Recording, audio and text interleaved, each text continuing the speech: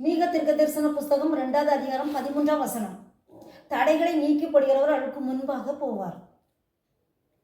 வாழ்க்கையில் நாம் முன்னேறி போக முடியாதபடிக்கு எத்தனையோ தடைகள் வருகிறதே நம்முடைய கண்கள் காண்படி நாம் பார்க்கிறோம். சில நேரங்களில் சாத்தானே தடைகளை கொண்டு வருவான்.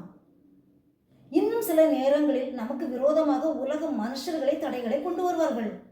இன்னும் சில நேரங்களில் தேவனே தடையை கொண்டு வருவார். ஆனால் கர்த்தராகி இயேசு கிறிஸ்து ஒருவரே தடைகளை நீக்கி போடுகிறவரும் உடைக்கிறவருமாக இருக்கிறார். வேதத்திலே சாராளுக்கு விரோதமாக செயல்பட்ட அந்த கேராரின் ராஜா அபிமெலேக்குக்கு தேவனே தடையை போட்டார். எதற்காக அந்த தடையை போட்டார்? நீ உத்தம இருதயத்தோடும் சுத்த கைகளோடும் நீ இதை செய்தபடினால் நீ எனக்கு விரோதமாய் பாவம் செய்யாதபடிக்கு இதை நான் தடுத்தேன்.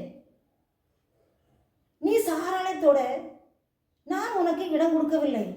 அப்படி மீறி நீ தொட்டால் நீ செத்தாய் என்று தடை போட்டார். பிரியமானவர்களே, தேவனால் நேசிக்கப்பட்ட ஆபிரகாம் மனைவி சாராளுக்கு தேவனே தடையை போட்டு பாதுகாத்தது போல நாமும் உத்தம இருதயத்தோடும் சுத்த கைகளோடும் நாம் இருக்கும்போது தான் நமக்கு விரோதமாக இருக்கிற அத்தனை தடைகளையும் நீக்கப்படுவார்.